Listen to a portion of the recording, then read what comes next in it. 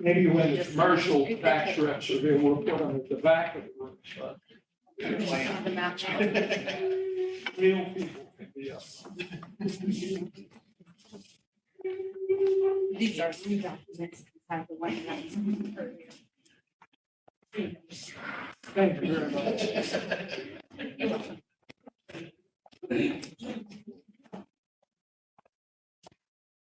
What I do is the formal application, the clerk will give it to me in this moment. I will begin by reading what you submitted in writing that way.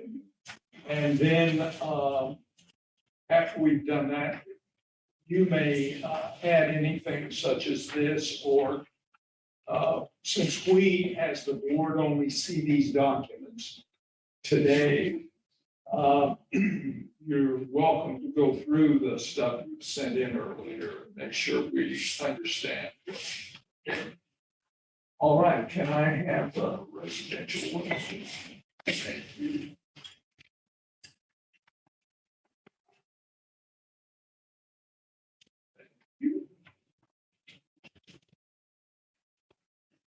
All right, board, this is on our protest agenda at the very bottom, but it's number 1372.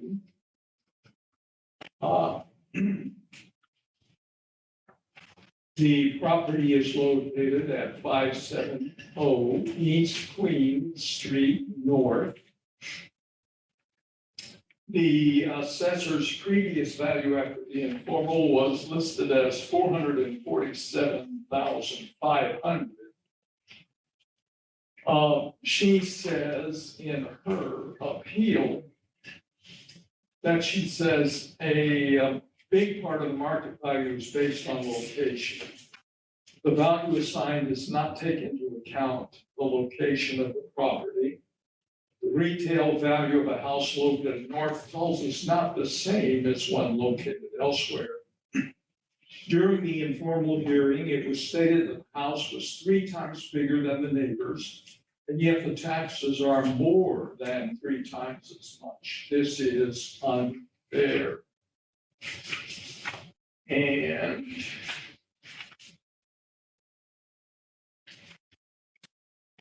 we did attach some of the same stuff, I think, listed here. Yes. And it was there, as I said, there's other matters here. We also are given, have you had a chance? This is the thing they give us. And the assessor staff will come up and talk about it after you've presented your information before we make a decision. But essentially, have you seen some of the things they're comparing your property to? Okay, well, we'll talk with them about that also, and you'll have a chance to respond if you wish at that point. And then the other thing is they kind of give us a schematic so that we know where the properties are located. Okay.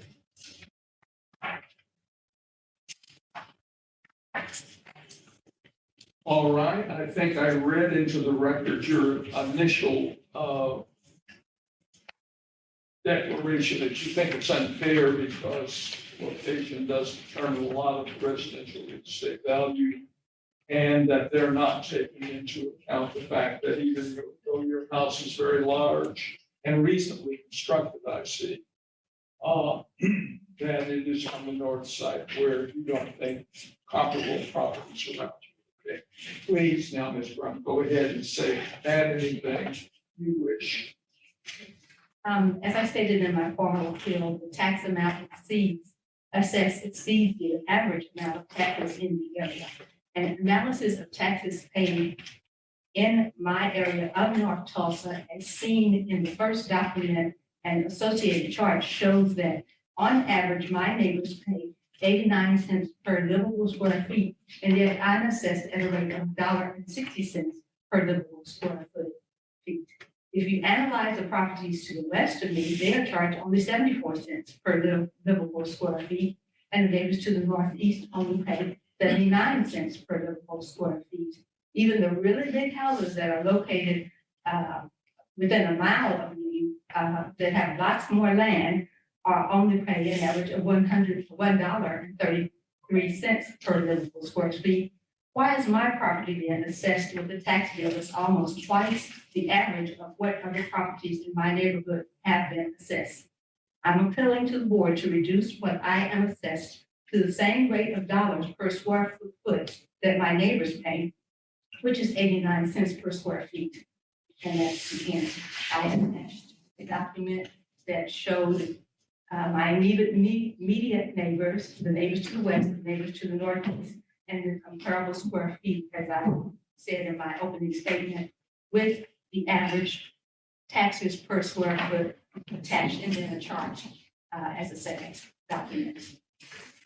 Let me make a statement up front so you understand what the board is responsible legally to decide. That is the fair market value. As if your house was being put up for sale today, what it would bring in that kind of market transaction. So the things that the assessor staff is going to show us, and the assessor is obligated, is to show us what they consider comparable properties in your neighborhood that they would say it fits a similar description. The other thing is, you talked primarily about what taxes you are paying. There's so many other variables that go into that, that even though they list on this spreadsheet that they give us what your taxes are, we don't have any power to change those. We can rearrange the fair market value, and that can have an impact on your taxes. But we will not address the issue of whether your taxes are the same as your neighbors, et cetera. It's just the market value that we will address. Okay. All right. Speaking back to you about that. Sure. It's comparable in my neighborhood. When I talked with a guy on my informal protest, he said he would have to go outside my neighborhood there. So that's really not fair assessment. They are showing as their comps, there is only one that is kind of down the street from you. Okay. They do show one there. Of the 1, 2, 3, 5 comps they're showing. So they did find one that is in your neighborhood. Okay. All right. Is there anything else on this document that you're submitting today you want to point out before I ask the assessor staff to come up and tell us what they think? I noticed you have a thing on the back. Is this where you were talking about the? That's right. At 89 cents per square foot, what would that put the value of the house?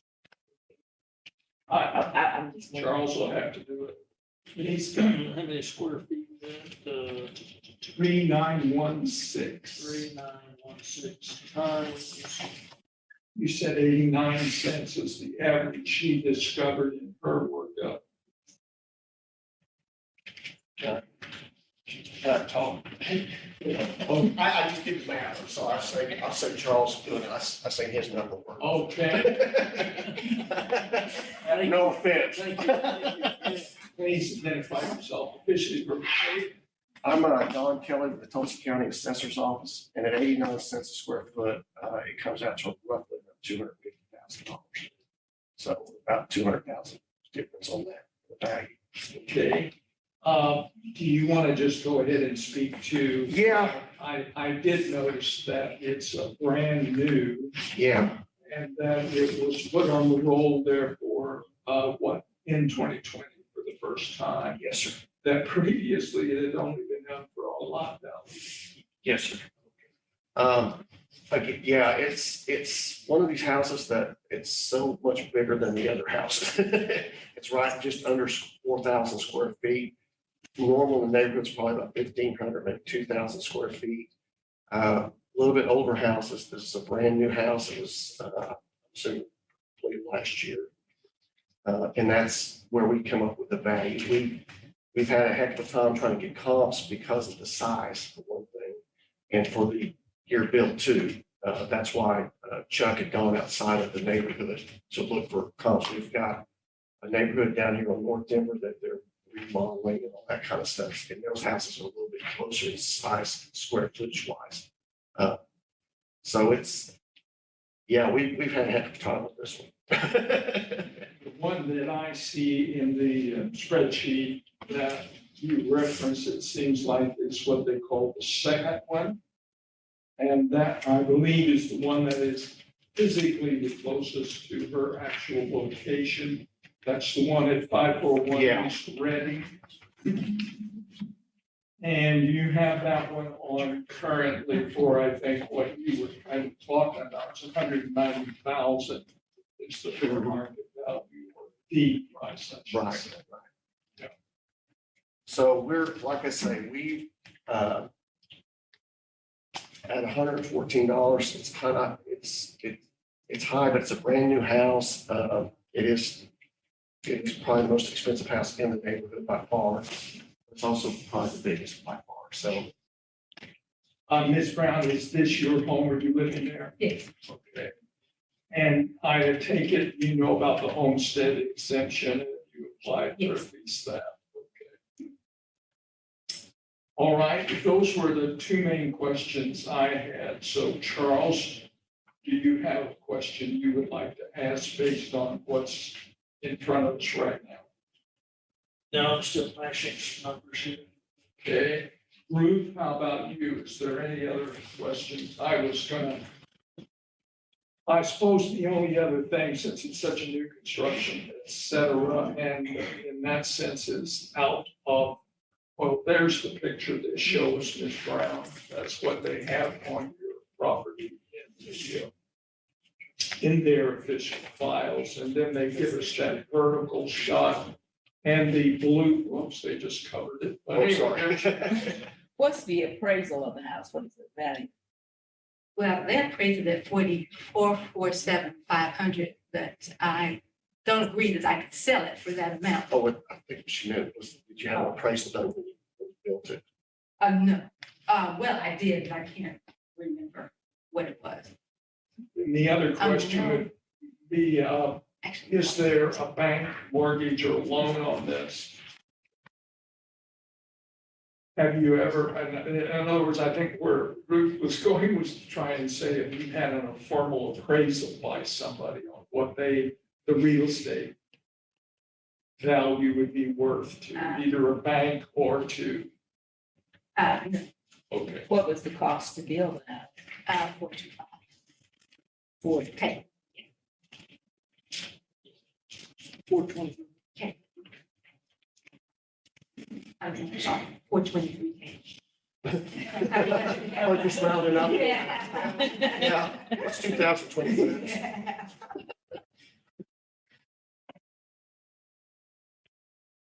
Is, obviously you built in the neighborhood, which is perfectly fine, obviously. And I assumed that you wanted to live in this particular region in Tulsa. And so if you were going to be out of scale in relationship to most of your neighbors, that was not an issue. You just wanted the house you wanted, and that was the place you wanted. Correct. So between my family. Good. Well, good. Nice and work. Yeah. Charles, have you gotten any further on the notes or on what you're trying to figure in terms of numbers? Well, I was thumping around on a number 447 here. Well, no, 420. Trying to get the 114.27 a foot. Yeah, that's what it's on for now. And that price is out at what value? 447,481. So I was noodling in a number of 420.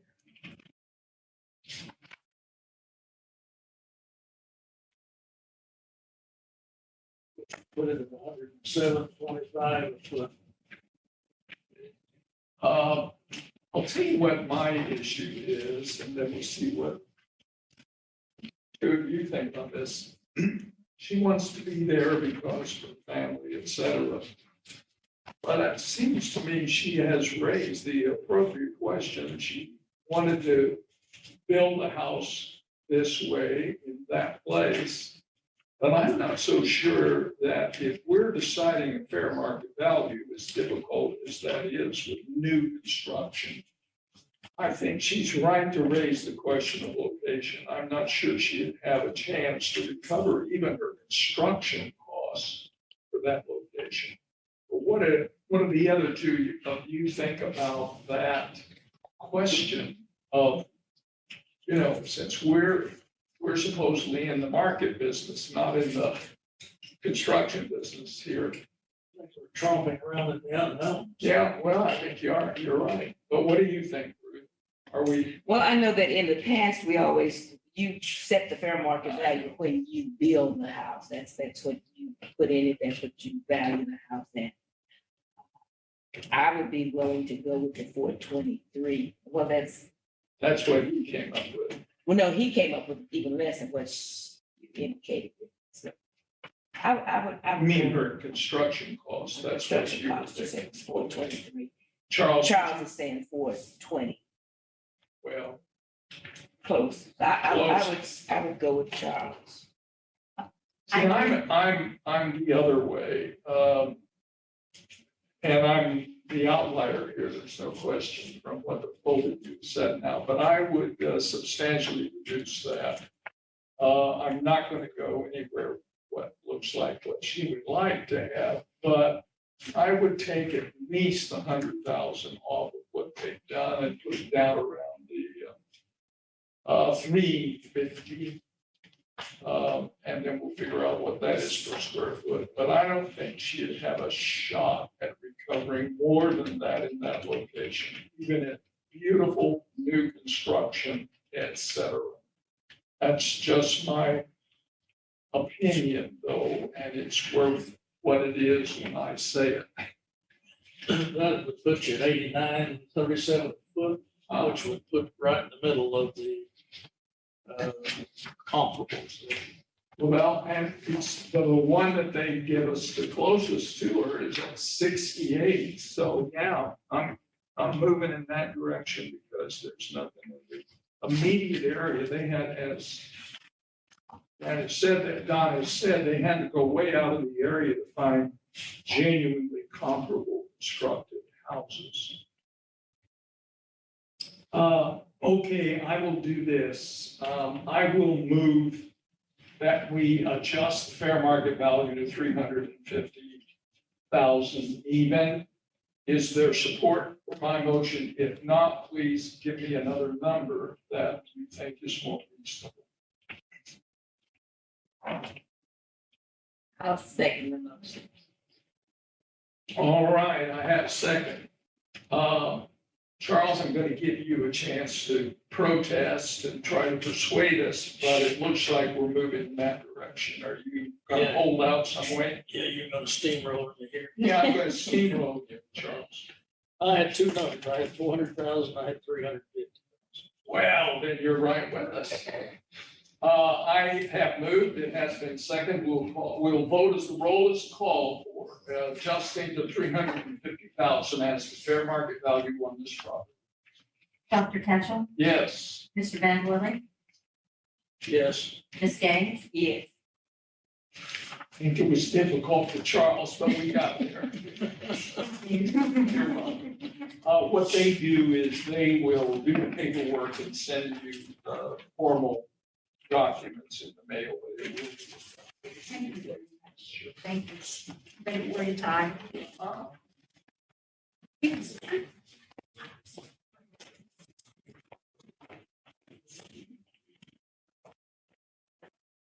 So now back to, Now we're going back to the top.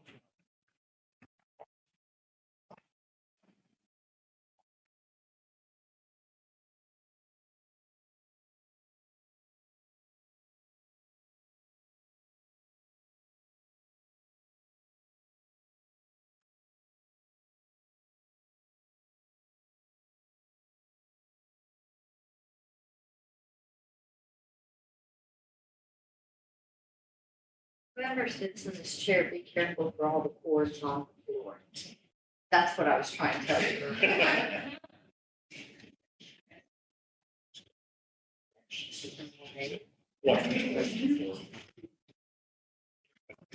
All right, since we have dealt with the one residential property, we will go back to the top of the printed agenda for the commercial properties as they are listed. That means the next protest on board's agenda is number 1294, Richard Gardner Real Estate.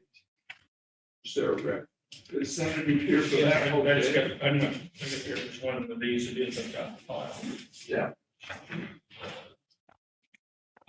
think I'm the only one left, so can I move my, Oh, please do, yeah.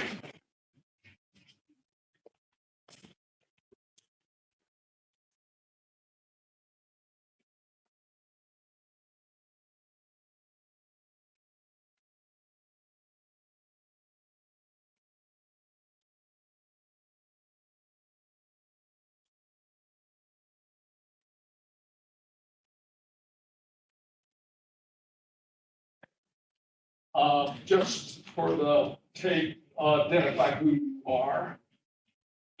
I'm sorry, I must be, I'm not hearing well, and I'm getting old, I know that. I apologize if I start saying, what did, or excuse me, I didn't hear you, it's because I just don't hear well. Okay, and that's the reason the mic's there, so that those of us who don't hear well will hear you. You turn it off when you set it in.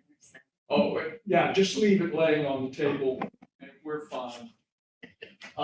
No, all I'm saying for the purposes of the record, say who you are. Dennis Nickel. Thank you, Dennis. Let me read into the record what I have here, and then you can pick up from that point. You know the drill here, Dennis. Okay, this particular property, which they're showing us over there on the television set, is at 3105 East Skelly Drive. It is listed as the assessor's previous value at $1,500,000. They're proposing to leave it there. He indicates that he believes it should be adjusted down to $1,200,000. Property has had a 70% vacancy for 3 years. The NOI for the last years, for those 3 years, has been negative. All right, Richard, you can pick it up there.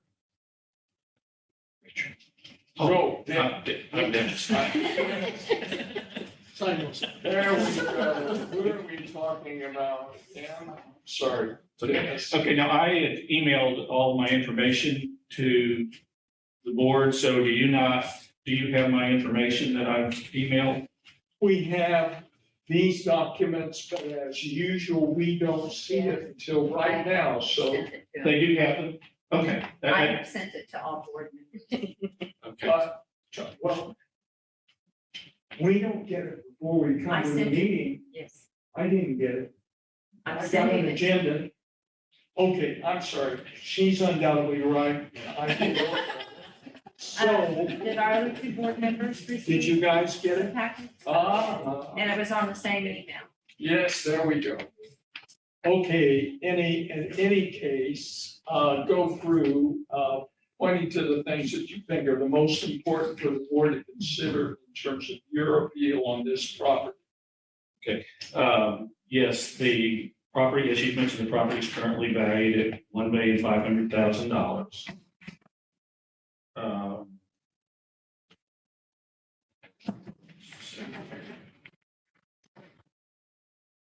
And that was set by the board last year.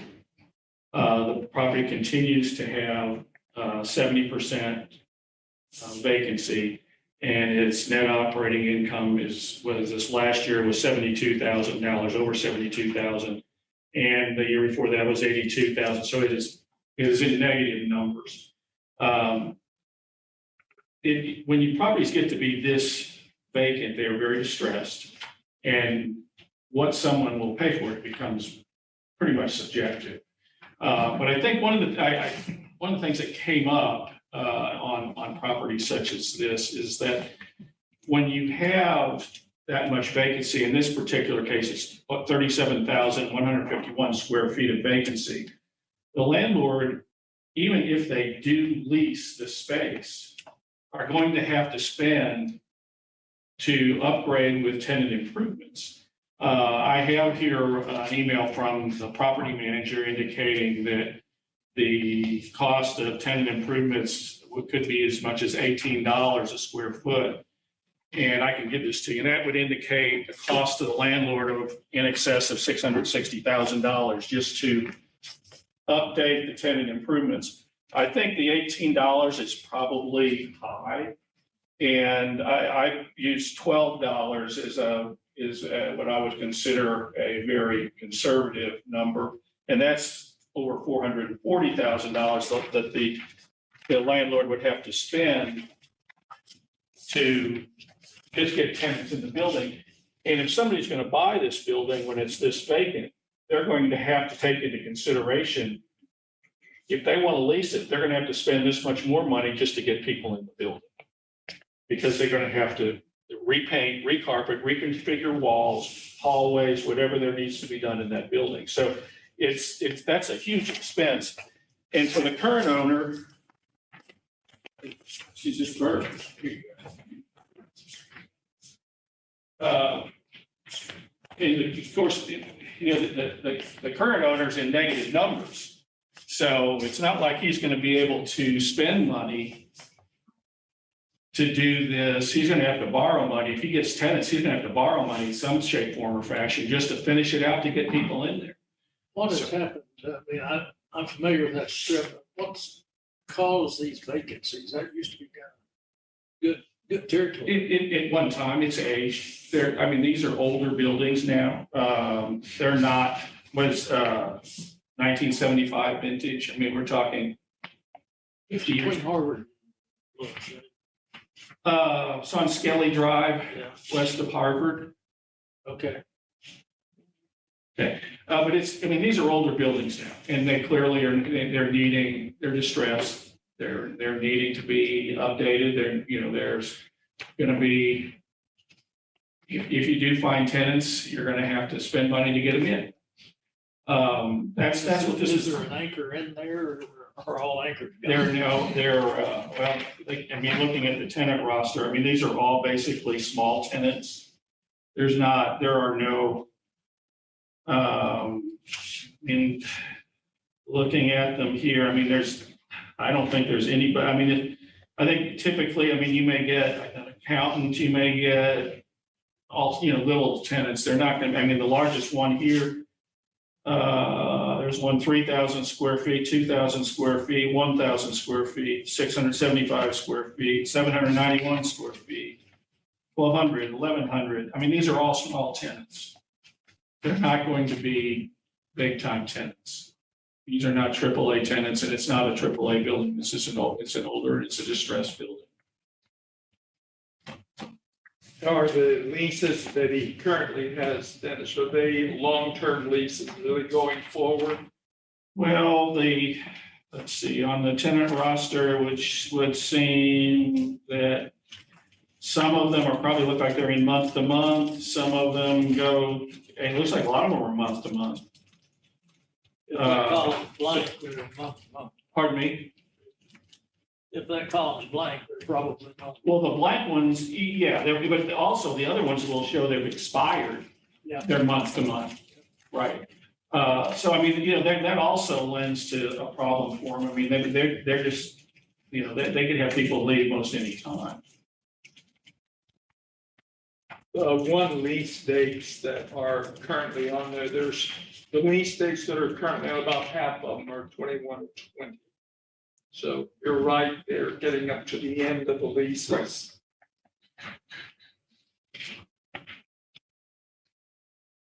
And keep in mind, when if somebody does want to re-up, when you have a new lease or an extended lease, typically they'll look to the landlord to get expenditures for tenant improvements, albeit on a smaller number than they would be if it was a new lease.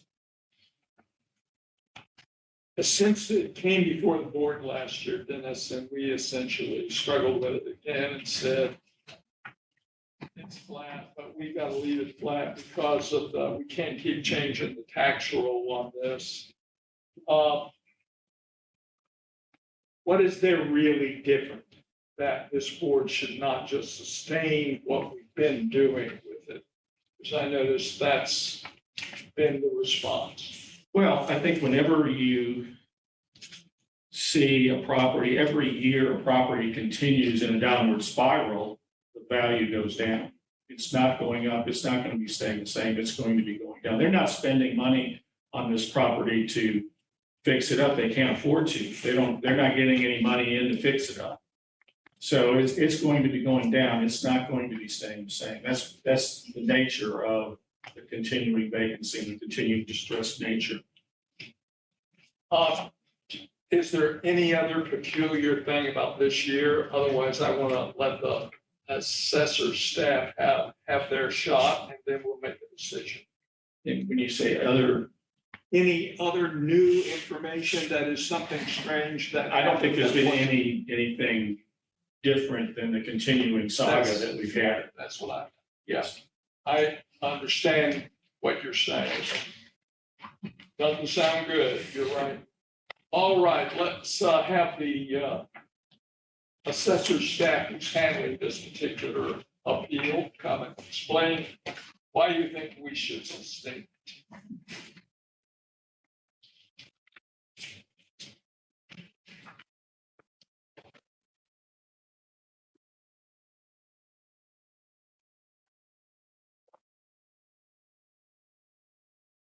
Bird, Tulsa County Assessor's Office.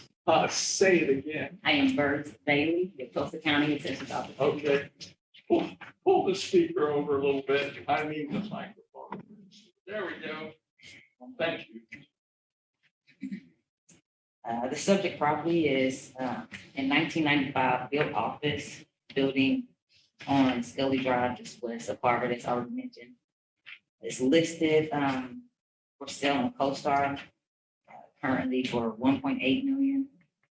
Which also comes out to $32.53 a square foot. Current net rentable is 53,109 square feet. The gross is 55,326 square feet. The average rent is $9.69 square foot. The average market rent equals $13.11 square foot. Their actual vacancy was showing 73.8%. The market vacancy per CoStar is showing 31% for this area. The land value is $8 a square foot, which is consistent with offices in the area. This building sold in 2019 for $1.54 million. The value was set at that time to $2.3 million based on the mortgage amount. In 2019, the informal, there was no change. The formal, there was a withdrawn. For the formal 2020, the board reduced the value to $1.5 million, as already stated, due to the increased vacancy. For the informal for 2021, there was no change to the $1.5 million. I ran the income approach, see where the numbers kind of would line up, and the subject listed on CoStar for $10 a square foot. The agent is using $8.45 a square foot.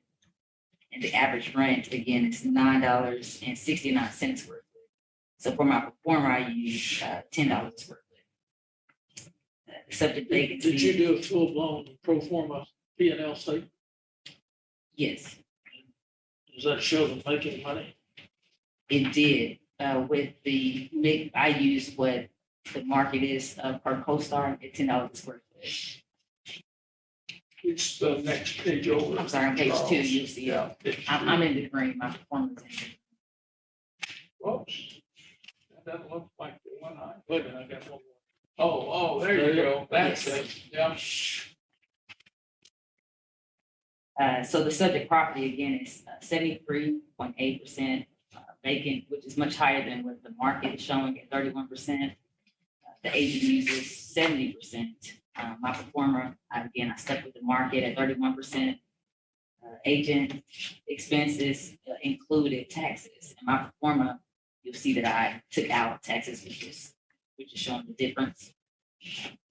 So the agent's NOI is negative due to high vacancy and the inclusion of taxes and the expenses. Dennis, isn't that unusual to stick the taxes in there? I didn't think you usually did that.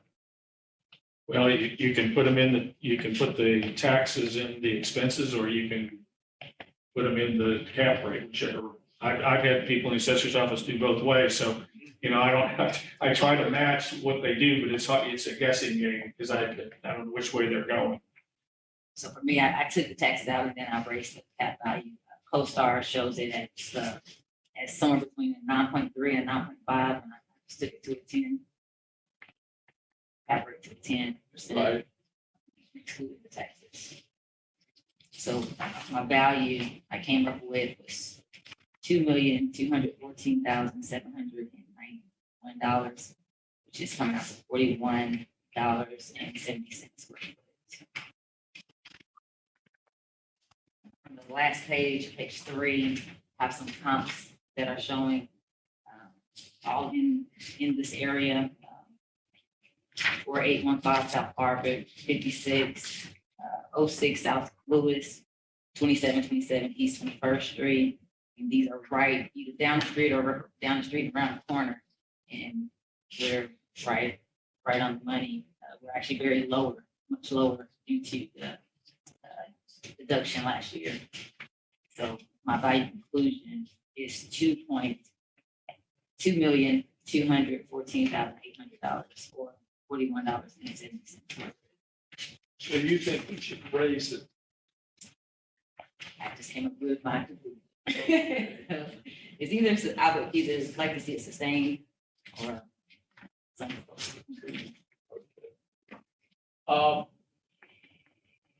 About the ones you were comparing it to, I noticed all of them have asking rents that are higher. Was the asking rent that you found on this one different, or you're saying the average rent? Both of you agree the average rent is somewhere between $9 and $10? No, I don't. I Oh, do you not. didn't? I know you said that. Hey, I would like to respond when you get finished. Sure. Okay, well, that was the only question I was gonna ask. Charles, what questions do you want to ask of them? Dennis wants to respond to the issue I just raised. Do you want to go ahead and do that? Yes. Okay, please, Dennis. Okay, you would turn I had a to, question. okay. Oh, okay, Sure, I'm go ahead. sorry. What is the land value? The land value, we have an $8 a square foot.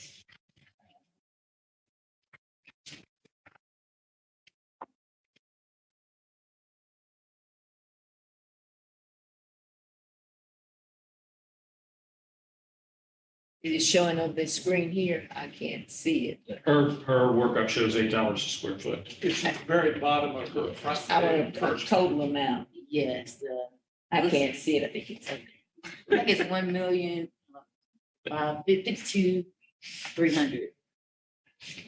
That's a little over $1 million. A little over $1 million just for the land value. Round 2.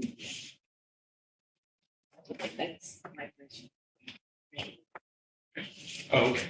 Well, first, if you would turn to the second page of what I gave you, it has a rent roll, which will show that the average rent is $8.45 per square foot, not $9.69.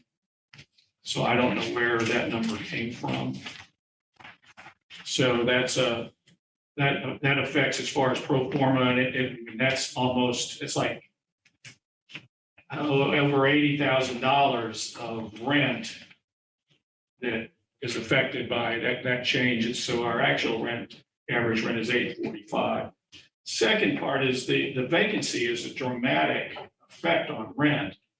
And although I don't know what the market vacancies are around, we're valuing this property and this property's problems. That's what the statutes require, and that's what would be the request in any kind of district court action. They're going to want to know what the value of this property is, not what the value of other properties in the market or what the market is. It's what is this property, what are the problems of this property? But that is this dramatic, that's $240,000 in effective gross income difference, and it's because of vacancy. So to say that this property is going to have an NOI of 221,000 is just not happening. Now, it may happen down the road, but it will be after the landlord has had to contribute between $500,000 and $600,000 in tenant improvements to get them in there, which is going to affect the value currently because they're going to. So are you seeing any action along those lines? Well, I mean, I think you can look at the tenant roster and you'll see that there are not new tenants. So at this point, there's not.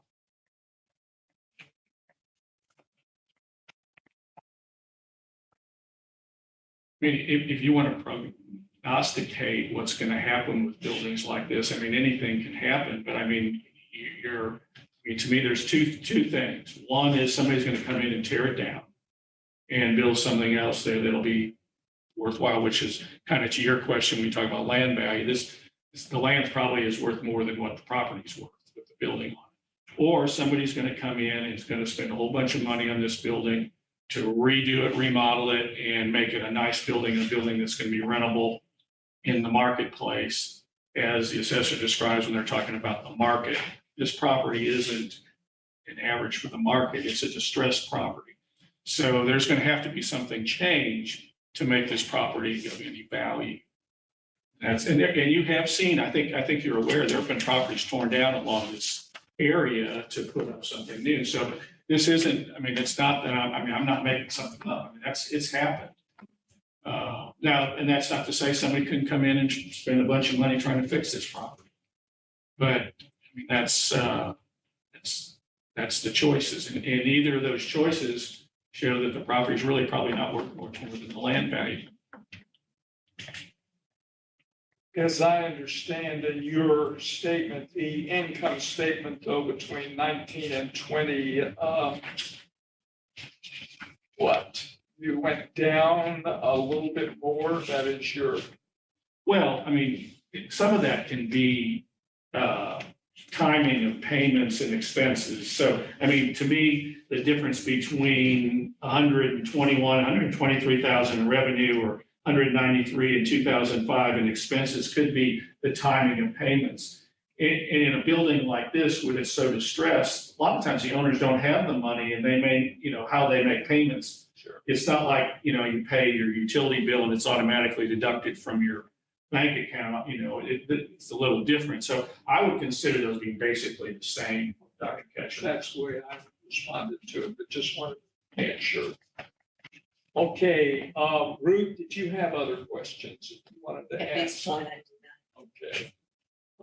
My tendency on this one is, it seems to me it's fairly stable. We gave him a big break a year or so ago. I would still vote to sustain it at 1.5 rather than go down another 300,000. Is there other ideas here? Well, I was leaning to give him a little. What did you want to do? Well, we'll ask the question. Says it's listed CoStar for $1.8 million. You're not getting any nibbles on that. Well, I think if you'll notice that's what they pay basically. This guy has bought property and he's listing it basically for what he paid for it. And then he has other properties that he did the same thing, and you'll see the same thing. Well, and I think Richard, Dennis, once I get a name wrong, man, I think Dennis made the good point, and I think our staff agrees with it, that the real value of this property is the land. It's $1 million. That's what's stable. The issue is how you either sell it for the land and let somebody come in there who really wants to invest because they love the location for some reason, which we have no way of predicting. But it's nice, big piece of land, and they could do something with it if they wanted to. But that's why I'm I would vote, I'm willing to move to sustain. Is there another, Charles, you thought you could pay him a little bit, how much were you trying to give him? I had $1 million too, then marked it out. Well, that's what he wanted. I didn't totally get to the finish line. I would vote to sustain. Okay, I'll move then to sustain this as the assessor's current value, 1,500,000. Is there a second to my motion? Second motion. It's been moved and seconded to sustain on this property. We'll vote as the roll is called to sustain. Dr. Ketchel, Yes. Mr. Van Willen, Okay. Ms. King, Yeah, that was a yes. Mr. Van Willen, yes, say yes. or no. Yes, yeah.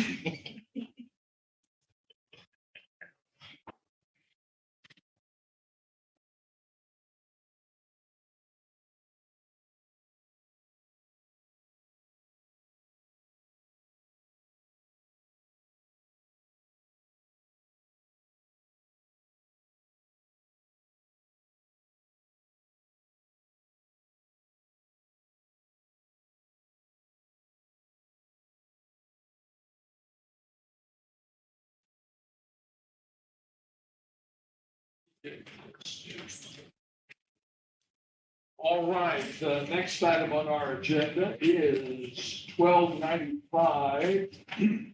And that is 624 Scout LLC. They're going to put it up there in a minute on our television screen. Here is the document. Let me read what I have. And we'll proceed from that. The property is located at 624 South Boston Avenue. And it was previously on for $4,100,000. They're proposing to leave it at that. He says he believes it should be corrected down to $2,600,000. The property has had increasing vacancy over the last 3 years. Is that the main thing that Dennis, you're going to bring us, which is that this is a property that's just losing tenants and therefore is declining in value in terms of the fair market value? Correct. Go for it then, that's fine. I just was. Okay, as indicated, the property is currently 34% vacant. It's been increasing from 12% over the last 2 years. Their published asking is $16 per square foot rent. However, they're not getting $16 per square foot on this building. They've got a couple tenants that are at $16 on the main floor. However, the upper floors are not getting anywhere close to that. So it's to look at it as a $16 per square foot rental is really not appropriate. You can look at the tenant roster and you will see that it's $10, $14, $11, $9, $12, and then there's a 16, and then there's a 16, and the rest of it's vacant. So you've got the lower levels there's value, but when you get up above, it's not. The second part of this is it's a similar discussion that we had with the previous property, and probably even more so as far as cost per square foot. This is a building that has a lot more potential considering where it's located. So, but again, we're looking at 20,572 square feet of vacancy. And to lease this space, the tenant improvements are at $18 or over $370,000, or if it's $12, it's almost $250,000 of expenditure by the landlord to get the tenants in. So you've got the vacancy plus you've got the expenditures of the landlord. I believe on this, the expenses are on this property were pretty high. However, they were the actual expenses of the property. And I think those are documented by the income and expense statement that was provided. And on some of these older buildings, I mean, you do have higher expenses than you will on a newer building with newer heat and air and the conditions. Are these kind of leases triple net or are they sold? Typically on the office, you will not have triple net leases.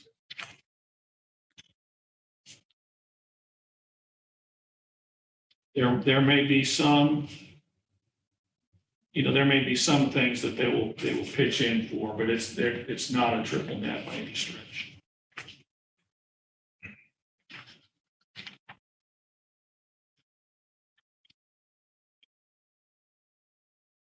As a matter of fact, I was looking here on the rent roll where it shows like monthly recovery. Yeah. It's showing 0, 0, 0, 0, 0. Here's one that's $320. Here's one that's $55. The rest are zeros. So I think that answers your question, Dr. Yeah.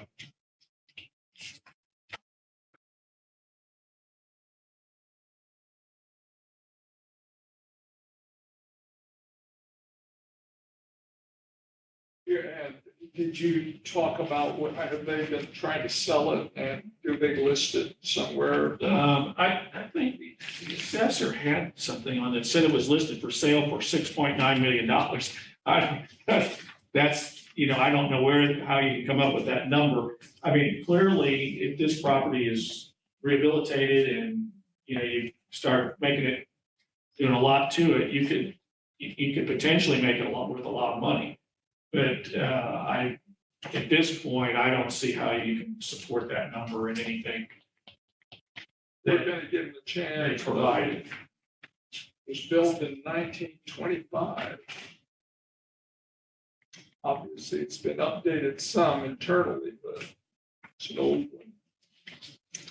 Again, the land value I look at is a little over $500,000 on your summary of it anyway.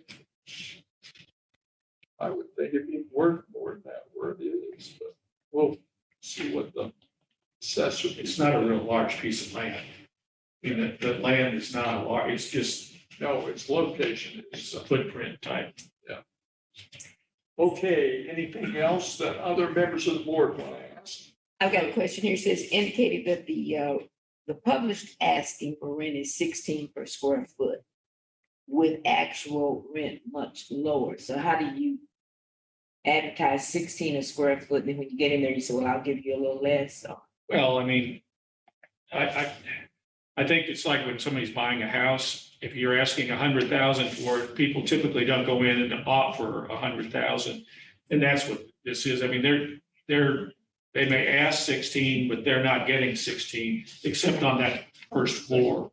And you can look at the rent roll, Mrs. Gaines, and you can see that that's the case. I mean, it's typically you see on these, well, here you go. If you look on the last page, it has the sheet that shows the asking rent. And on the right column term, it says negotiable. I just see that. So, I mean, they are actually advertising that they're negotiating the rent so that it's not going to be $16. Thank you. Now, is that location 6 in Boston? Yes. In the southwest corner? Or the Well, north? you got me. Looks to me like, yeah, it's the. No, I'm gonna think it's southeast, I think. Am I wrong? We'll find out. The assessor will know where it is. They will.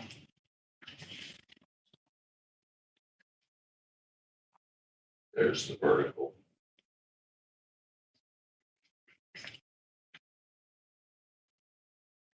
I guess north is up on that. Slightly off.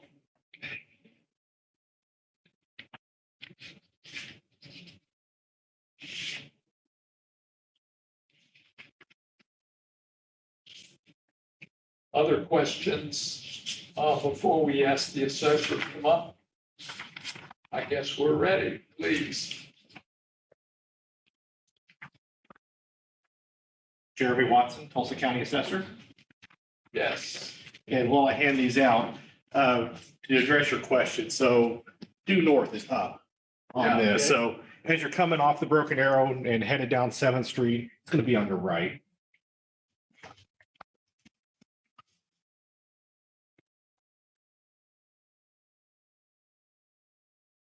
It's the same one? It should be. Oh, Yes, okay, you got it up here already? Says updated, that was the one.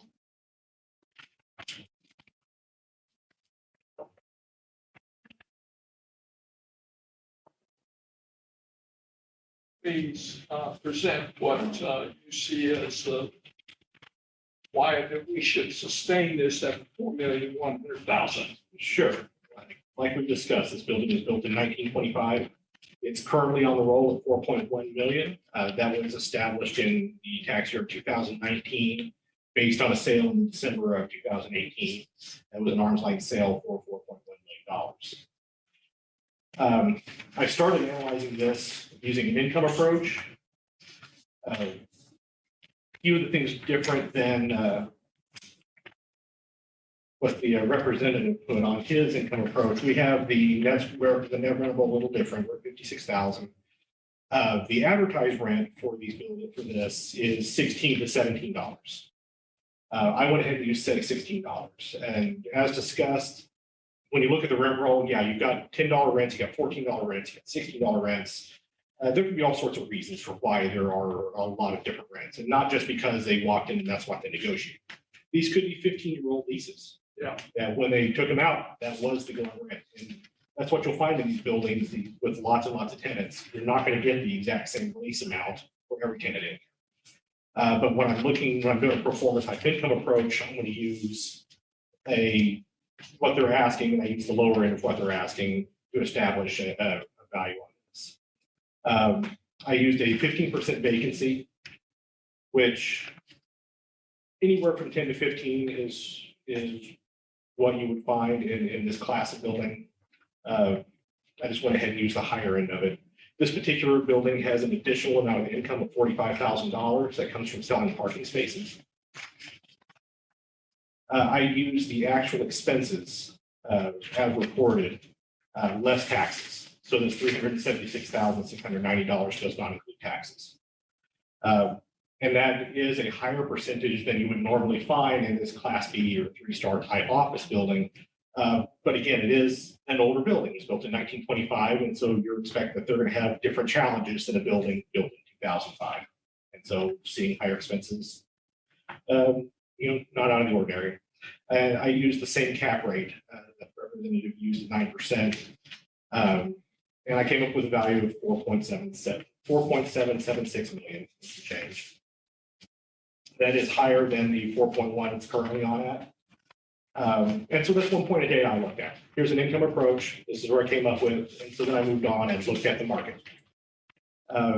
Next page, you'll see a big table with a lot of sales. These are Class B office buildings that sold in 2020. And they're comparable because they have a similar asking price in rent. And so when I look at the median sale price of these, that came in at $136.46 a square foot. Keep in mind that the building in question, the 624 South Boston, the value of that is $61.27 a square foot. So significant difference between the sales last year and what we're currently valued at. Then when I looked at equity comps, what other of the Class B offices we have in Tulsa County, and there's a big range. It ranges from $6.24 a square foot to $258.20 a square foot. But the median value for a comparable office building was $86.89. And we're currently sitting well underneath that at $61.27. If you wanted to kind of dial in the equity comps and say just downtown Tulsa, what is the median value in downtown Tulsa? It's $68.17. So we're still below the median value of Class B office buildings in downtown Tulsa. Finally, and there was a bit of discussion there at the end, this building is currently on the market for $6.95 million. On the last page of the packet, you'll notice it had the offer is CBRE. And it's also listed on CoStar for that $6.95 million. I'm not going to sit here and try to tell you that $6.95 million is as good as a sale. It's obviously not, but it gives us an idea of where the owner thinks the value of this building sits. Now, that's their, I'm sure they would tell you that they would run out the door laughing if they got that number offered it. But I seriously doubt they would take an offer of 2.6 million if they're asking 6.95. And just to kind of give you an idea, we were talking where it currently is 4.1 million. That's the $61.27 a square foot. If we take it down to 2.6 million, that takes it to $42.89 a square foot. Significantly below the median of the comparable properties.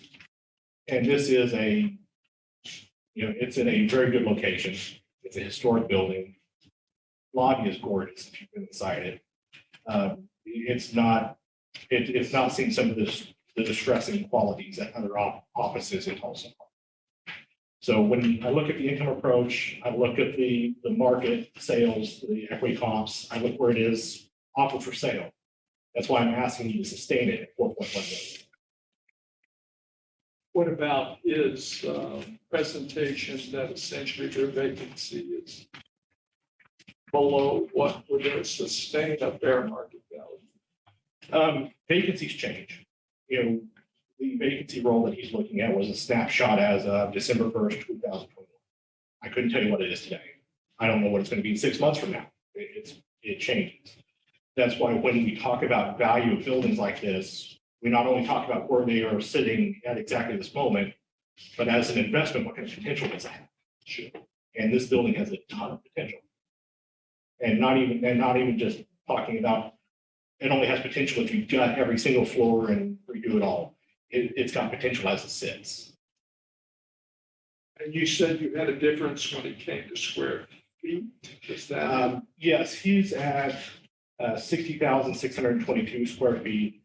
Our net is 56,000 square feet. And as you know, as floors are reconfigured, that net changes. So How long has it been on the market for at 6.9? probably right at about 30 days. I noticed it right after our informal hearing, which was right at about a month ago. So that's not a real indicator yet in the market. It's not like it's been sitting there for 3 years with that asking price. Any other question? I'm going to give Dennis a chance to respond to that presentation, but before we move to that, anything you want to ask Jeremy? Okay, Dennis, as I understood your presentation, it's mainly you're saying that the vacancies are hurting and are getting worse. Well, Income is vacancy affects the value. Also, I beg to differ with $16. I mean, I think there's proof of it's negotiable $16 by what I provided.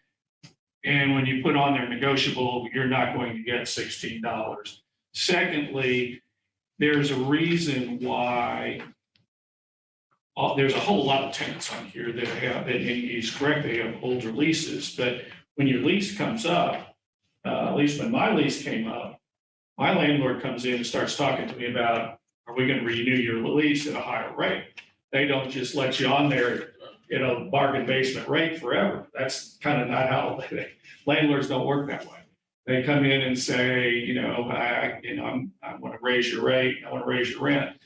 The other part too is that there is a 2018 lease here at $11.94 a foot. So it's not like that all of these are old leases. One of them is rather new. So, I mean, I get it. I mean, some of them are older leases and some of them may be month to month, but they would be raising if they could. But typically what's going on is when you've got a lot of vacancy, they're afraid of losing tenants, so they let people stay where they are because they can't get more. The other thing is I always have a problem with using an income approach where it has 15% vacancy when the actual vacancy is more than double that. There has to be some accommodation for vacancy. That's a loss in revenue. And there is also going to be further cost to the landlord when he releases those spaces if he does. So you can't, just ignoring vacancy is ignoring a loss in value to the landlord. And whether you feel like it's, is as dramatic as, I might say it is or not, it is a loss and it should be considered by the board. And that is because of increased vacancy. It's what It's a loss in revenue, and then it's also going to be a cost to that landlord, that owner, if and when he does release the property, he's gonna have to spend to get people in. increased expense. Yes, sir. But I mean, this is not the first time we've heard, though, the assessor is always concerned about the fact that rents go up and down, that is in terms of lease. It's very hard to adjust value on a single year's change in the rent rolls or the percentages, particularly on these large downtown office buildings. They tend to be stable in terms of those kinds of things. My guess is the expense as they age does go up. It'd be nice if the rent roll was going up, but what you're pointing to is it is not, and it's not stable. Other comments or questions here? Yeah, go ahead. Well, I mean, it's, I believe, it's typical of the, typically what I found is that they may change, but it's not, when there's this many tenants and there's this many spaces, Dr. Ketchel, it's not like you've got two spaces and they occupy half the building each. We've got, pages of tenants here. So you're, saying that the vacancy is going to just, can change on a moment's notice. You're talking about 10, 15 tenants running out the door to have that kind of, it's not like it's. What you want is that not to happen. That is your landlord. You want 10 or 15 to be knocking on your door trying to get in. Right. Well, you prefer that, yes. But I think to your point, when you said that the vacancy can dramatically change, when you have 100 tenants, it's a lot different than if you have 2 tenants. Sure. And with equal space. I think that's the point. Yeah. This is a multi-tenant building. Yes, sir. Other questions or comments from the board? I've got a number, I don't know if it's a good one. Okay. I've got a number. It's a good one. Mine would be $3 million. You want to go down another million. What about you, Ruth? My number was 3,500,000. Well, they're both feeling generous today. Jeremy, I'm going to give you another shot at saying, well, we're down to 4-1. Well, Why should we give them more? Sure. But I think what the board's responding to is increased vacancy. Sure. That's what it is. Keep in mind that just 2 years ago, the vacancy was only 12%. So it's 34% as of the first of this year. We don't know what it's going to change to. If you want to lower it that much, you're essentially saying, I think it's always going to be at least 34% and maybe more. I think with this type of building where it's located, that's not going to be the case. It's just not the kind of building that's going to sit at that vacancy for a long period. You're saying it has as good, the odds are as good as the economy improves, that it will increase. Yes. The only question I always have about that is, you guys have the right to come back in a year from now and say, hey, look, they've made all this new money, give us an increase on the values. I can't remember whether you're locked in for a number. There is a cap, but I'm not worried about a cap. I'm worried about, just like you guys are, setting the correct market value. And I think we're already there. And if you look at the range, we're probably on the low end of the range of what would be correct, sitting at 4.1. Has he been on the market for long? Well, I should be asking Dennis. Do you know if they put this one out at the 6.9? I had not seen the 6.9 million. I would have made a phone call and asked them what they're talking about if I'd have seen that. Because when I see some of those, then usually the response is they don't even realize what effect it can have when somebody like Sure. Jeremy, see, they just, they just throw it out there. So but it's the value as of January 1. If the property, if somebody came in and decided they wanted to lease 3/4 of space at this place and it could affect value, there's a January 1, 2022. That is another valuation there. Sure. That's why we have valuation dates, not, valuate it on, essentially, what you don't want to do is having somebody pay taxes on the come.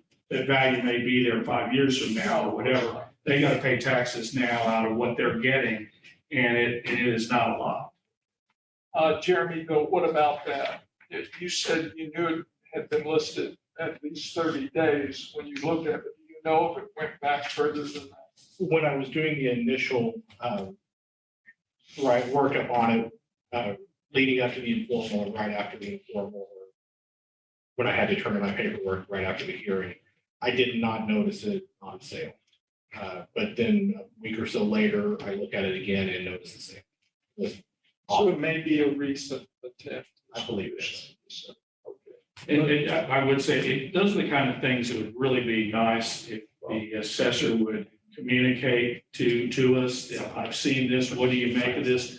We could have gotten an answer for them, but I don't get CoStar has it listed as of April 8th. Of this That year. number. Yes. Yeah, I don't deny, wouldn't surprise me, Okay. that's a fine. Anyway, that was the only other. And so, That was 696. yeah, 6.95 million. And so if you were offering this building 6.95 million, would you take an offer of 3.5 for it?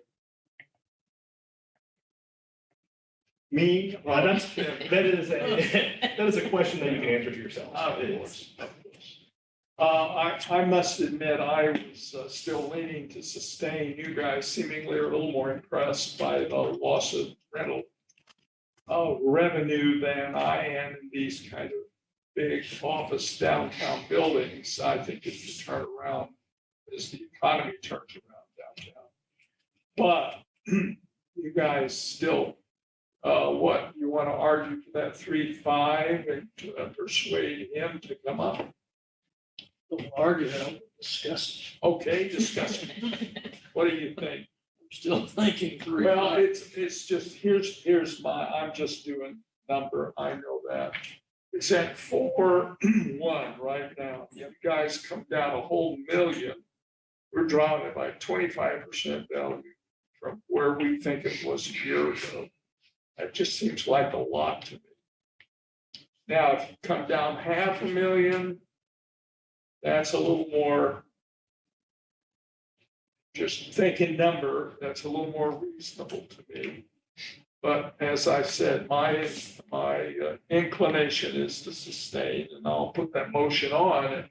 But it sounds like neither one of you going to second that, so I'm waiting. Well, for you to 3.5 is, that's not a million. I'm sorry, he said 3, didn't he? He did. Yeah, and you said 35, 3. 3,500,000. That's what I thought, yeah. I agree, that's only 12% down in 1 year. Is that a motion? Is that a motion? I move that the fair market value be set at 3,500,000. Is there a second to that? I'll second. Okay, it's been moved and second to adjust to 3.5 million. We'll vote as the roll is called to adjust. Dr. Coleman, Yes. Mr. Vanderwall, Yes. Ms. Payne, Yes. So ordered by action of the board to adjust it down by 500,000 to 3.5, actually it's 600,000. Okay.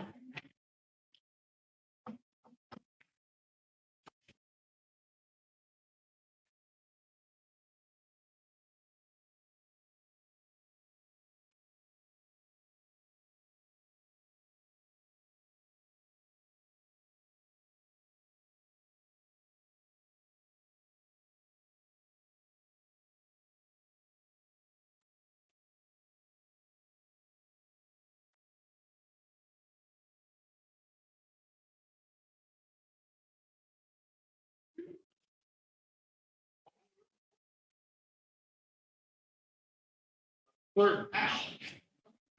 Long ink on that one. Oops, not a good day for me. Okay, this one, it appears there is an agreement on. It says,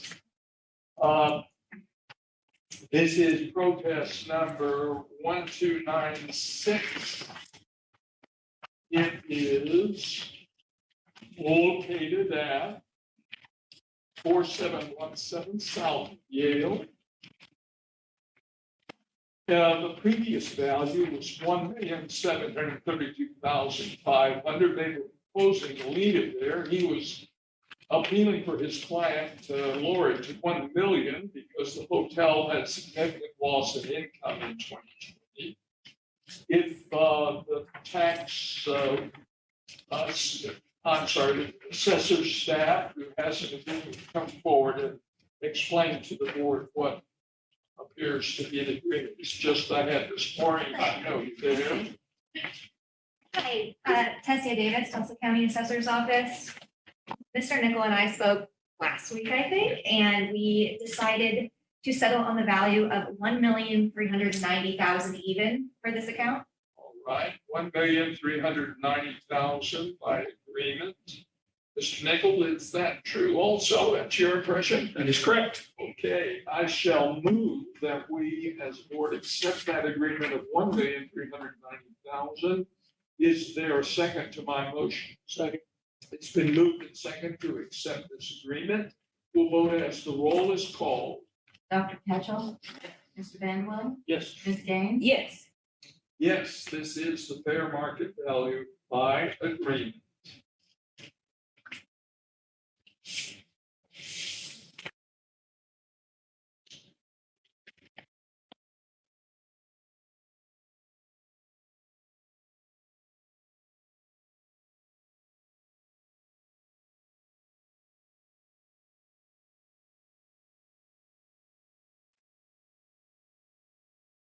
Goodness. Orange is the color of the day. Yay. This property is at 2600 North Aspen Avenue in Broken Arrow. It was previously on for 4 million. They were proposing to leave it there. He was requesting 2,500,000. Hotel has had a dramatic decline in income since the purchase in 2015. And then an even more serious decline in 2020. But we've been informed there is agreement. Please tell us about that, please. We agreed to accept the value of 3,300,000 even for this account. Okay. Dennis, I assume that is correctly reported. That is correct. 300,000. We will vote as the roll is called to accept this agreement. I'm sorry, I've got to make a motion, don't I? I move that we accept this adjusted value of 3,300,000 by agreement between the assessor and the owner. Second motion. It's been moved and seconded. We'll vote as the roll is called to accept the agreement. Dr. Ketchel, Yes. Mr. Van Will, Yes. Ms. Gaines. Yes. So ordered by action of the board.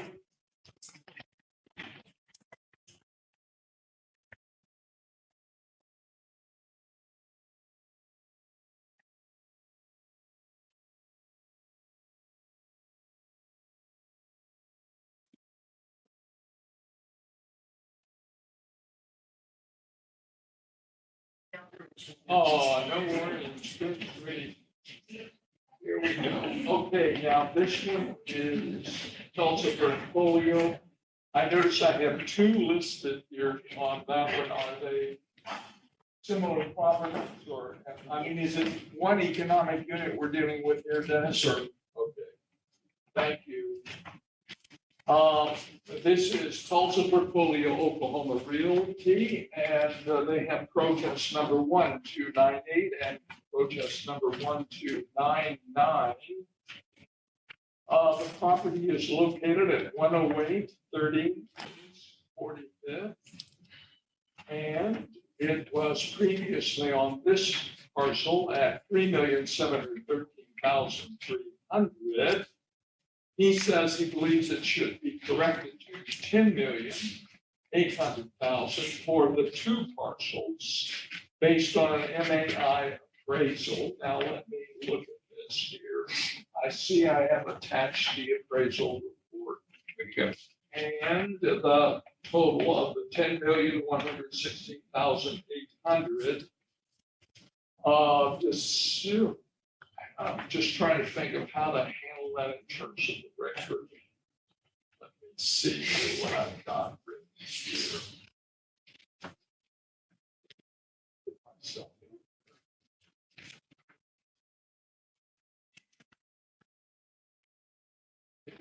The same statement that the joint of these two parcels would be 10,160,800 based on the MAI appraisal. All right, Dennis, you go ahead and make your statement on that, and we will ask the assessor staff to come up in just a moment. Well, I provided the appraisal there for you.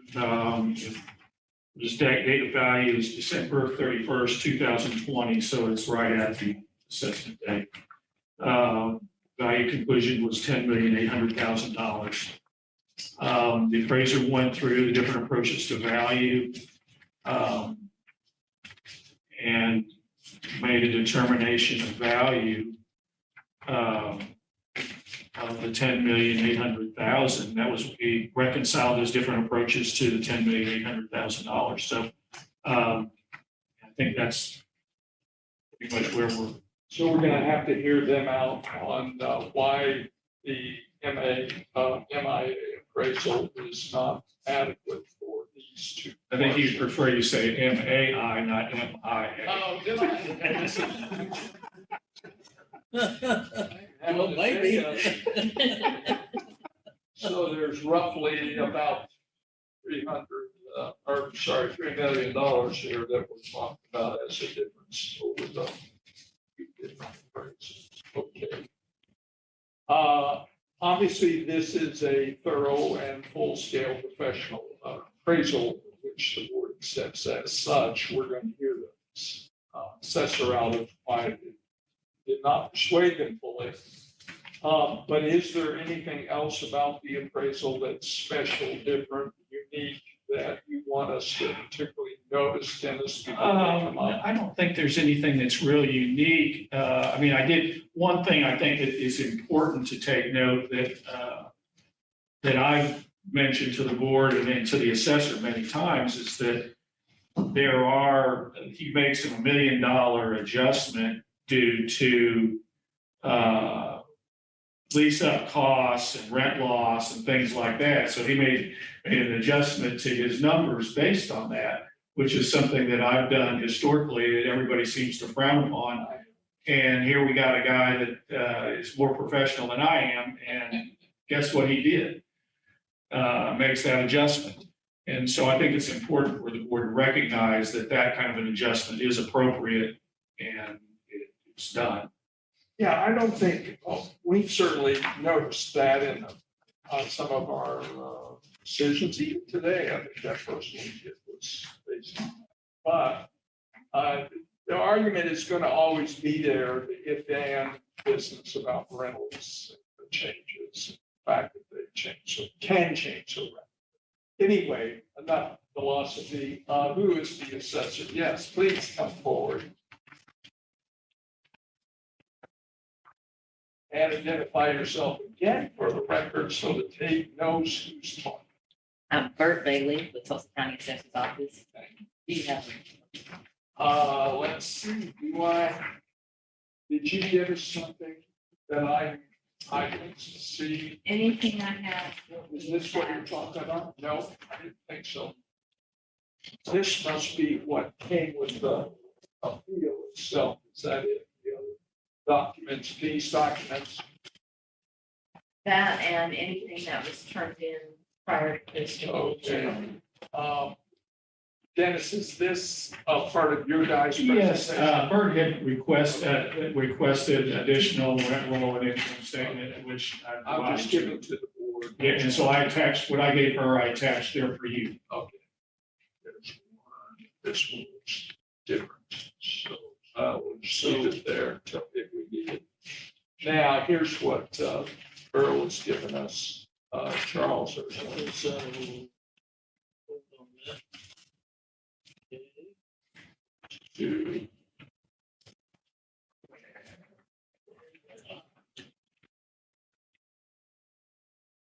Okay. Please continue with your presentation. Again, I'm Bert Bailey with Tulsa County Assessor's Office, and the subject that we'll be talking about is built in 1980, built as office building on 45th Street on the northeast corner of the intersection of the VA Hospital Expressway. The second parcel, the subject was built in 1982, built office building on 45th Street, also in the northeast corner of the intersection of the VA Expressway. This property sold combined in 2019 for $13,830,000.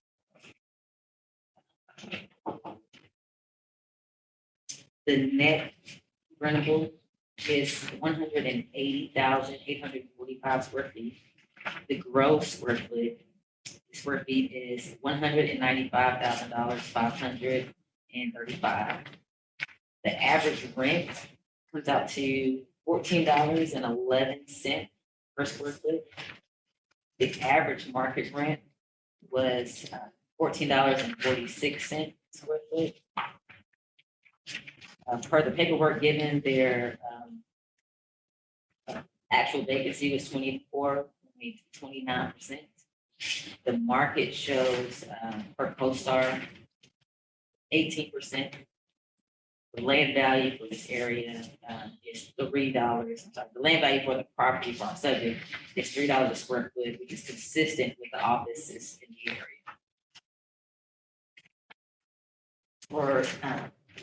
For this, I also did an income approach, looking over the appraisal report that I had been given by Dennis. I did recreate what he was showing me on page 22, or what was documented on page 22. My performer showing that the subject is listed in CoStar for $13.50 a square foot. The agent uses $14.11 square foot. The average rent was $14.46 a square foot. And so for my performer, I used the $14.46 a square foot. The subject vacancy is 24%, which is much higher than the market average of 18%. The agent uses 16%. I stay consistent with what the agent used at 16%. I believe it's 15% with a 1% loss. The appraisal expenses included taxes in the expenses. My performance expenses excludes the taxes and the expenses. The range of comparable properties is $6.24 to $258.20 per square foot. The median comparables for this property was $86.89. And the value as it stands today is $71 a square foot. Current value, again, that we have on is $13,830,000 or $71 a square foot, which is right in the median. It's still in our median. And my value conclusion that I presented was $12,700,000, 12.7 million, or $70.23 per foot. In reference to what Dennis was referring to, why I did not use the appraisal number to lower it from 13.8 million to the 10.8 was the data in the appraisal, though it was done in December 2020. the data in the appraisal was based off 2016, 2017 information that they had. And so I felt like that information was outdated. So that's when I asked for more current information, which is for additional information needed. And so based off of that, current information is where I begin to run my numbers, my performance. Yes, what about that? She's saying that she doesn't question the professionalness of the appraisal, but that their data was off by 2 or 3 years. Well, it was I mean, clearly the numbers are going to be somewhat different. I mean, it's a different year, but it's not, there's no dramatic changes in what has happened on actually the rent roll was basically the same as the rent roll current. I mean, I didn't see any numbers that were of any significance in differences. And, you know, I mean, I was looking at, you know, where, you know, the numbers that the assessor used here to do their pro forma, I mean, essentially are very close to the numbers in the appraisal. It's 12,399 versus 12,693. What's left out of the appraisal and hers, or the assessors, is the $1 million that's deferred maintenance and lease up discount that you'll see on page 22, which is I referred you to before. You know, those are numbers that need to be taken into consideration. It's like ignoring $1 million of cost to the owner that's there.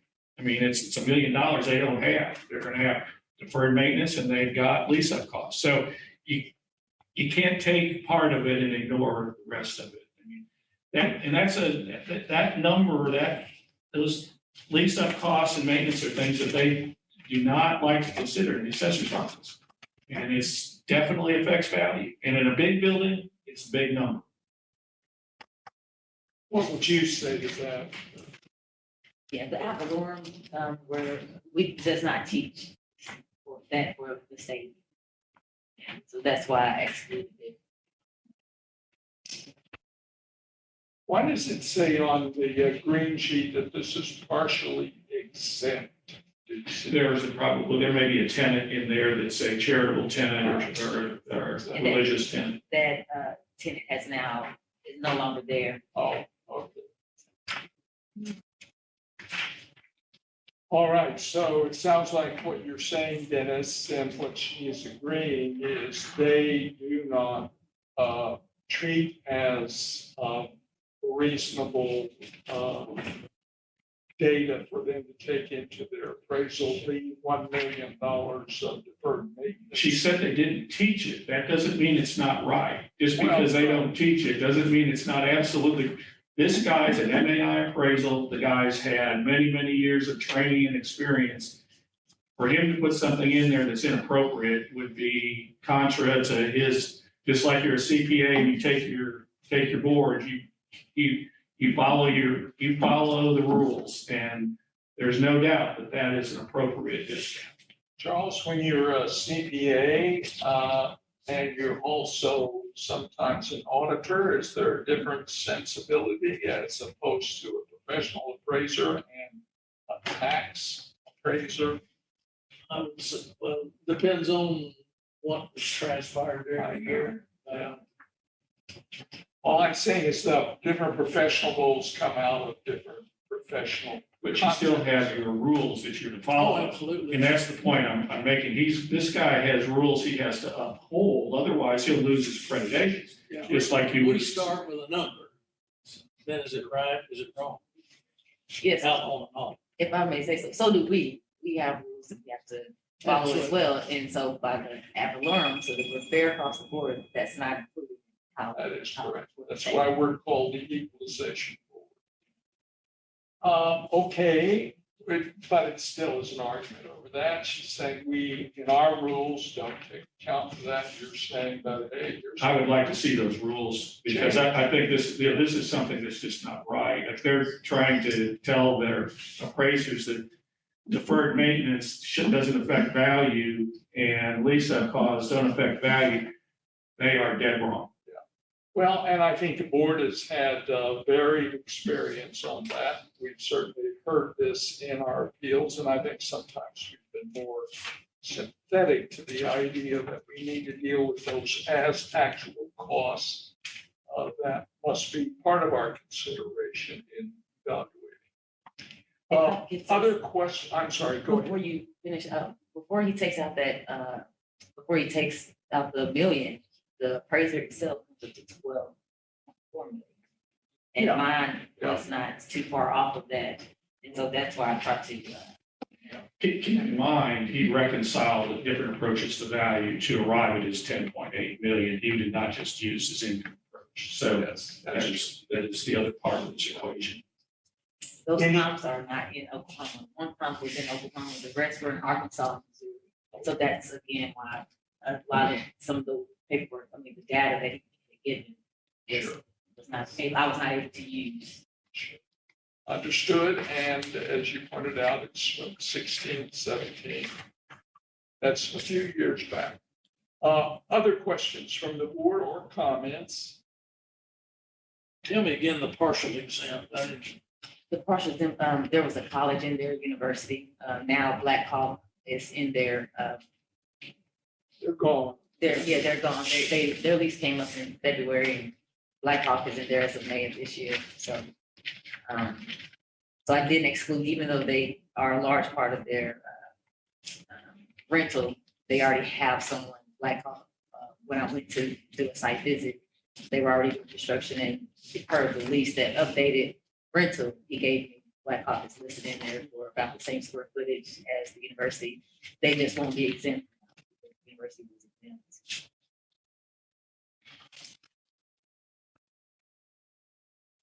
As I understand, I'm just now trying to make sure that I understand what you have presented.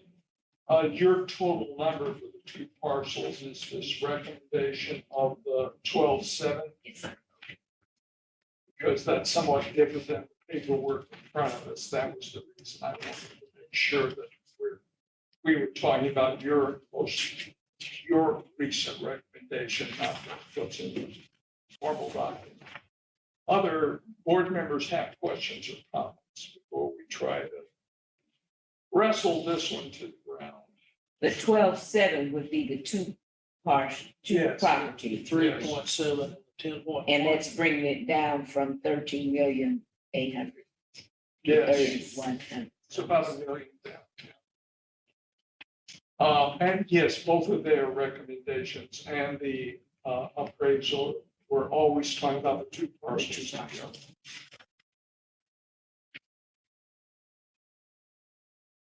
Charles, anything that's leaving out of you as you look at these numbers that we ignore? I'm not sure. Is there a number of 12.7? That's the combination of the two. And that's her number on this document. That's the assessor's recommendation. I'm looking at the green sheet. And he wants 10.8, so there's almost 2 million difference. Yeah.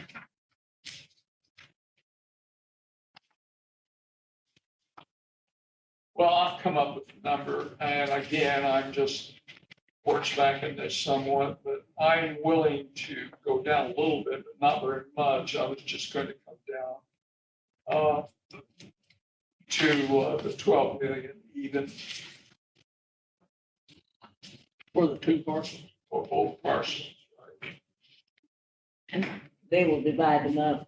Yes, I assume they can handle that. Well, I have 12.7. I'm not sure why. Well, I know she recommended that. That's probably, Is that your number? yeah. We're on the same page, right? I had 12. So, okay, two of us came up with 12. Let's, Ruth, you move it this time and I'll do the second. I moved it. How are we gonna do it each? How are we gonna do it? Well, it's for both parcels. Yes. That is, you just moved them. I moved that we set the fair market value at 12 million. For both protest number 1299. You're gonna have to vote on them separately, though, or not? Yes. Okay. Well, I don't have a number, though. How do I do that? Will I have to give you a number for me? Tim is working on it. Okay, then we'll, wait for a moment on that, but that's where we're going, a total of 12 million for the two parcels. It's gonna give us the actual number I will write on the paper.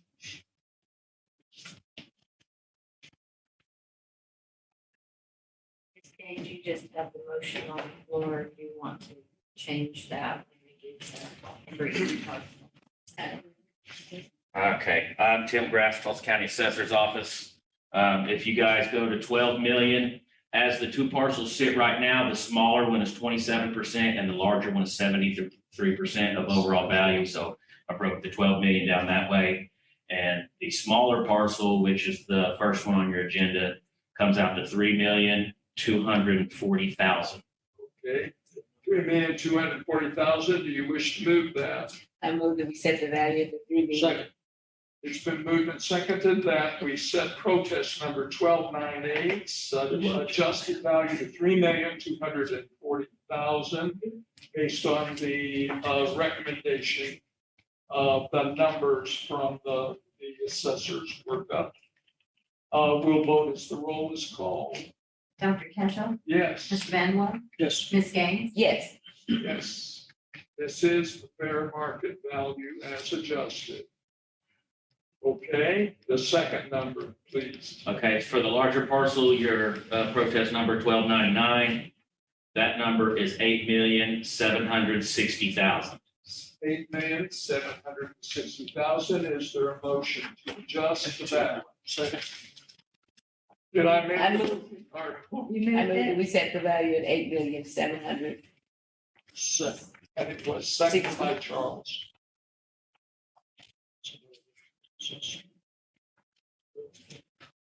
Dr. Ketchum, Yes. Mr. Vanwell, Yes. Ms. Gaines, Yes.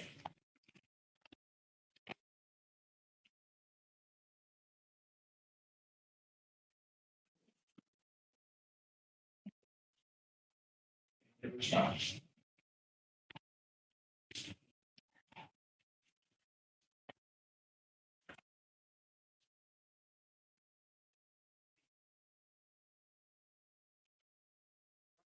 Certainly, if it doesn't make any sense, you let me know.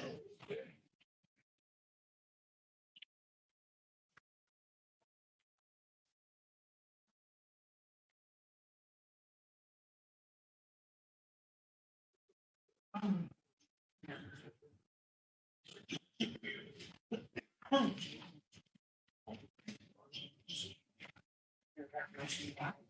Yeah. I see.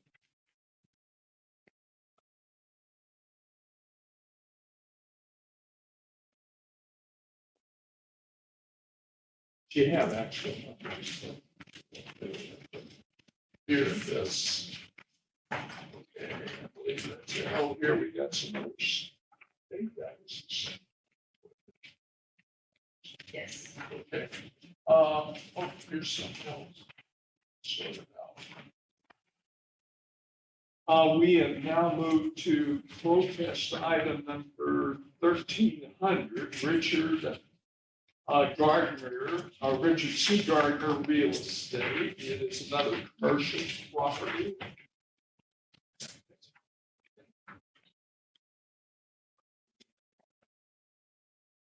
Everybody else has got theirs. Yes, I guess. Oh, okay. Okay, this is protest number, as I said, 1,300. It is located at 3015 East Skelly Drive. And it was previously on 2,100,000. They were proposing at the informal, we'll leave it at that. He says he believes it needs to be adjusted to a correct value of 1,500,000 for the following reasons. Property has almost 60% vacancy for 3 years. NOI for 2020 was less than $5,000. Okay. And Dennis, that sounds pretty much the argument you've been making on all these, although the number is more extreme, I guess I would say. Right? Yes, sir. I mean, the vacancy here was almost 60% the last 3 years, 59% 2019, 59% 2020, 57% 2021. Property's currently on at $2,100,000, and is, I believe last year the board actually left the value at $2,100,000 last year. And we still have the same, the same amount of vacancy. Our NOI, I mean, the last several years, I mean, it's gone down every year. So it's a distressed property. It's an older property. We have the same issues we had on the previous property. Again, we're looking at now, like there, I believe it's 32,513 square feet of vacant space. That space that's not getting rent, that space that's going to have to be remodeled and serious expenditure of money to lease it if they ever find any tenants. The current rental rate is $9.86, and I think from the information the assessor gave me, they're right about they're non-different or whatever. But as the previous discussions, the vacancy is the issue. Property is an older property. It's tired. It needs to be overhauled. I think you were really very close to the other property that we had here. And it's very same type of issues. It's older, it's vacant. It's either going to have to be completely gutted and remodeled to maximize its value, or it's going to have to be torn down and have something new. It's the same issues. What blighted this area? I don't think it's blighted. I mean, I think there's things that changed where they go. I mean, I don't think the I-44 there is really an ideal location anymore. Well, it's one way all the way from Harbor. Right. Right. So you've got some access issues, I guess you could say. But I mean, it's just not, there's properties on the other side of the highway that have had kind of similar. I don't think it's as bad as this side. I think this side of the highway is really the one that's seeing more issues. Because I've seen them, there's a couple they tore down and put new things up. I mean, that's why it happens, is that things change. They get older, they don't remodel them. And so you've got to find a new use for them.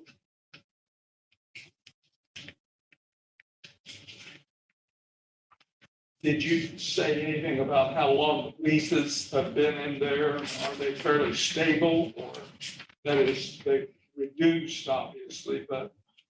Well, I mean, it's, I mean, there's, because I'm looking at the revenue and the expenses. well, I mean, I think this is very similar to the other one. The lease expiration dates on a lot of these are 2018, 2017. They're probably on month to month.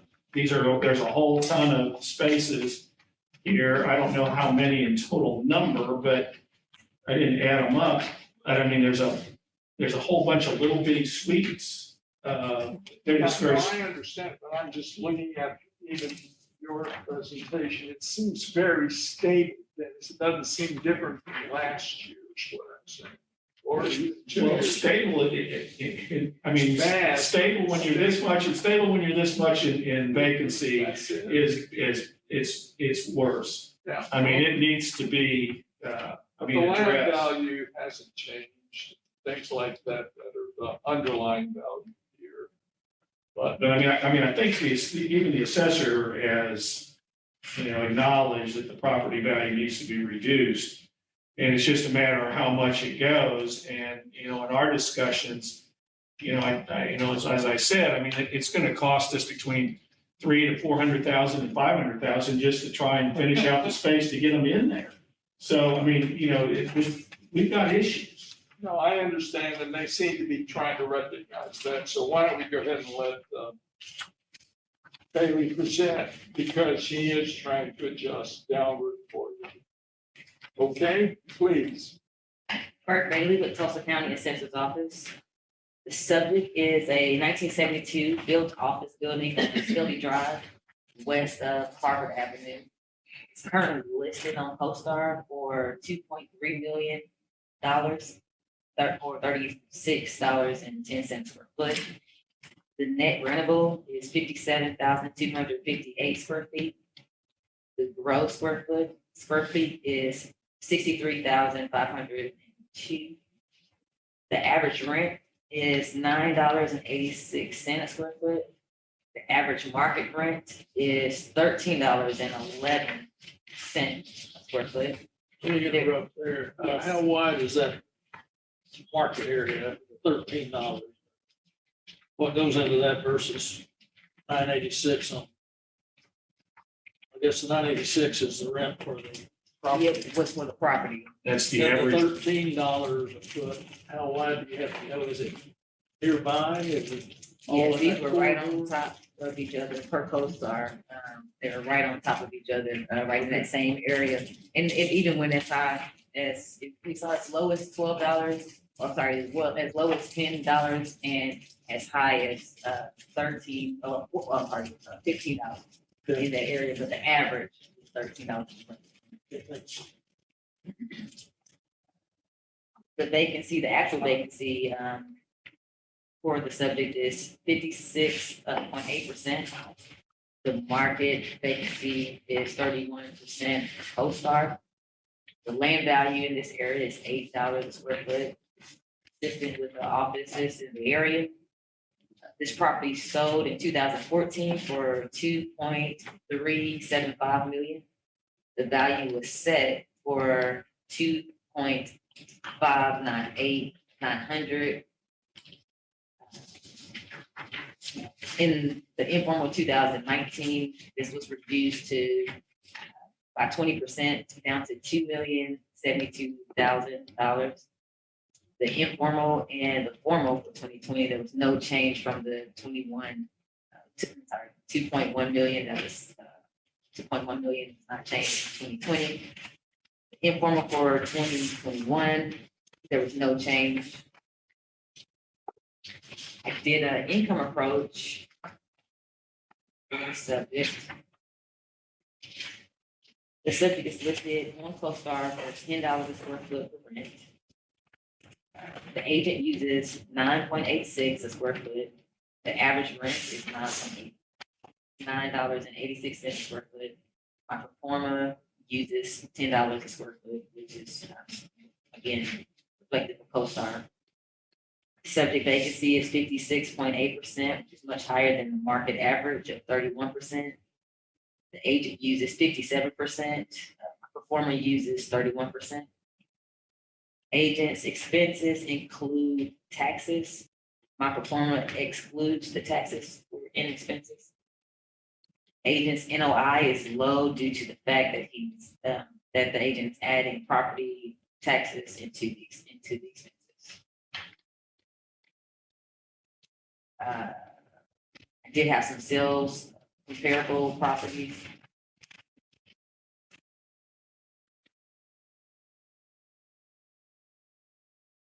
So this market is what you're showing here, and that final comparable is there, very, very similar. It's not a whole lot new.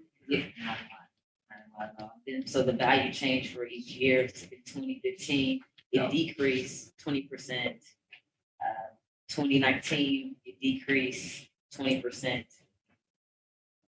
And then it was raised 1% in 2020. And I am willing, per my value of conclusion, to decrease it 12% which would make it 1.85 million, or $32.31 square foot. I'm willing to support that reduction based on the work that you've done here for us.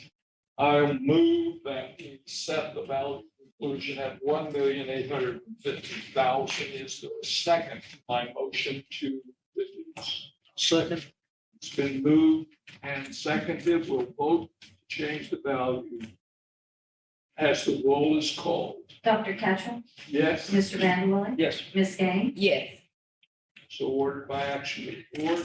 I've got one question. Sure. Was this amount presented during the informal? No, it was not. Was there an informal, why was it? We discussed just in the last couple Yeah, days. yeah. Yeah. I presented this amount to him. I don't know if he talked to his representative. or not. She offered this and felt like it could be lower. Okay. But it was just like today, Yesterday. Thank you. the last 24 hours. Yeah, I already worked my numbers, but yes, I did offer it to him before today. All right.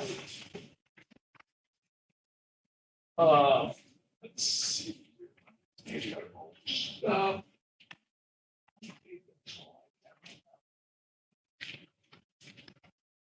We're down to protest item 1301, Lighthouse Properties LLC, and we have an agreement, the old orange sticker. Yay. Okay, let me read into the record what we've got. It says this property is at 7143 South Yale Avenue. It was previously 4,000,200. After the informal, they had reduced it to 3,586,400. He was hoping they might still correct it down to 3,200,000, even based on the continuing vacancy of over 20%. NOI down 40% over the last 3 years. And we have an agreement indicated that. Yes, sir, we do. Clint Vogt and Mr. Nickel worked on this together, and they've agreed on a value of $3,400,000. 3,400,000. And Debbie, do you have a copy of that email? It's on Yes. Okay. I move that we accept the agreement between the assessor and the owner on the adjusted value of $3,400,000. Is there a second to my motion? Second motion? It has been moved and seconded to accept the agreement as the fair market value. We will vote as the roll is called. Dr. Tetchell, Yes. Ms. Van Wellen, Yes. Ms. Gang, Yes.